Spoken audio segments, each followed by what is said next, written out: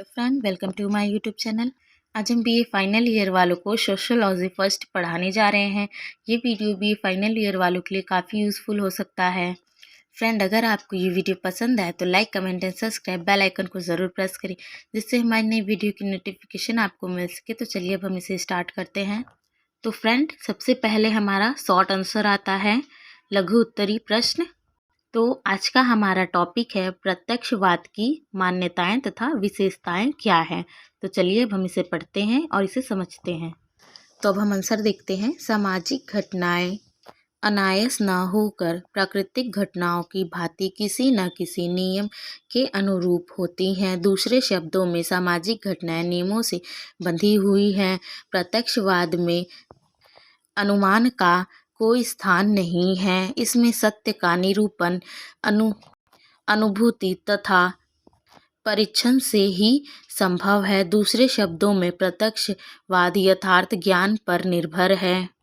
प्रत्यक्षवाद वैज्ञानिक आधार पर प्राप्त ज्ञान पर विश्वास करता है। प्रत्यक्षवाद में सामाजिक घटनाओं की व्याख्या निरीक्षण, परीक्षण तथा वर्गीकरण आदि वैज्ञानिक पद्धतियों के आधार पर की जाती है। प्रत्यक्षवाद केवल उन घटनाओं से संबंधित है जिनको प्रत्यक्ष रूप से देखा जा सकता है, अनुभव किया जा सकता है और जिनको परीक्षण व वर्गीकरण के द्वारा समझा भी जा सकता है। काम्टे ने अपने प्रत्यक्षवाद में धर्म व विज्ञान का समन्वय स्थापित किया है। ऑगस्ट काम्टे का प्रत्यक्षवाद अहिंसा, प्रेम, सहानुभूति आदि नैतिक आदर्शों पर समाज का पुनर्गणन करने का पक्षपाती है। ऑगस्ट काम्टे युद्ध समाप्त करके संपूर्ण यूरोप में एक मित्र राष्ट्र की स्थापना का स्वप्न साकार करना चाहता था। अतएव उनका प्रत्यक्षवाद विश्व बंधुत्व या विश्व राष्ट्र की भावनाओं से ओतप्रोत था। फिर निष्कर्ष हम देखते हैं। ऑगस्ट काम्टे प्रारंभ में वैज्ञानिक था, किंतु धीरे धीरे उसने अपनी वैज्ञानिकता में धर्म का समावेश कर दिया। उसकी धार्मिकता ही उसके पतन का कारण सिद्ध हुई। यदि वह अपनी वैज्ञानिकता में धार्मिकता को न जोड़ता तो वह अपने प्रत्यक्षवाद में श्रेष्ठतम व्यक्ति माना जाता। तो अब हम इसे समझते हैं। प्रत्यक्षवाद यहाँ पे क्या है? जैसे कि ऊपर ही लिखा हुआ है, सामाजिक घटनाएं अनायास ना होकर प्राकृतिक घटनाओं की होती है ना। तो यहाँ पे क्या होता है कि जैसे कि अगर मान लीजिए किसी का एक्सीडेंट हो गया या फिर कोई प्राकृतिक आपदा आ गई, तो धर्म के लोग होंगे वो क्या समझेंगे, वो सोचते हैं कि ये हम धर्म से वो जोड़ के सोचते हैं कि ये भगवान का दिया हुआ श्राप है, या भगवान को हमारी जब कोई भी चीज़ नहीं अच्छी लगी तो वो हमें भूकंप या सूखा या बाढ़ ऐसा हो गया, वो इस तरह से सोचते हैं।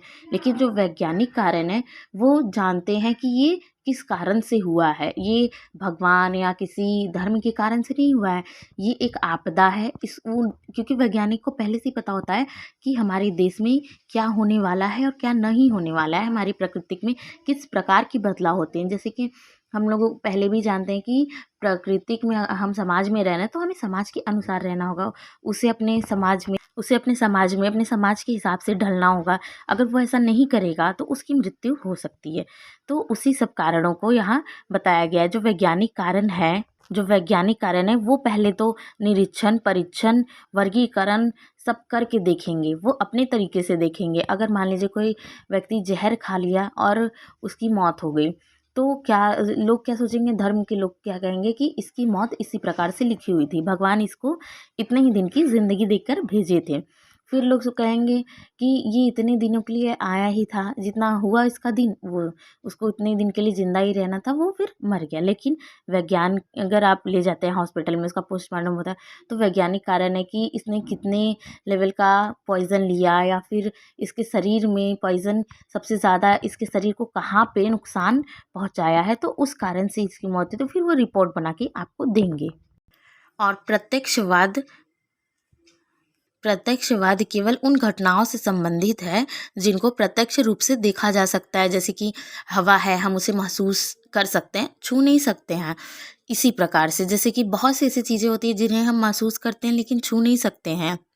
जैसे कि हमारे समाज में जो नियम है उसे हमें वही नियम रहेंगे, बस उसमें थोड़े से चेंजेस लाने हैं, तो उसे हम पुनर्गठन कह सकते हैं कि हमें पूरे तरीके से तो बदलना नहीं है, उसमें कुछ थोड़ी बहुत चेंजेस लानी है। हमारा जो समाज है उसमें चेंजेस बहुत से आते हैं और बहुत से नए नियम बनते हैं।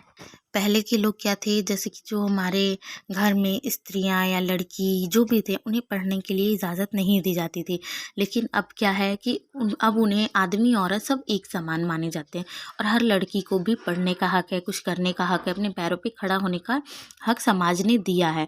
तो हमें हमें हम हमारे समाज के हिसाब से ही चलना चाहिए। हमें हमें हमारे समाज के नियमों के विरुद्ध नहीं जाना चाहिए।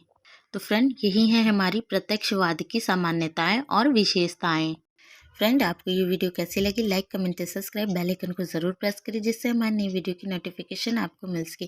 Thank you for watching my video.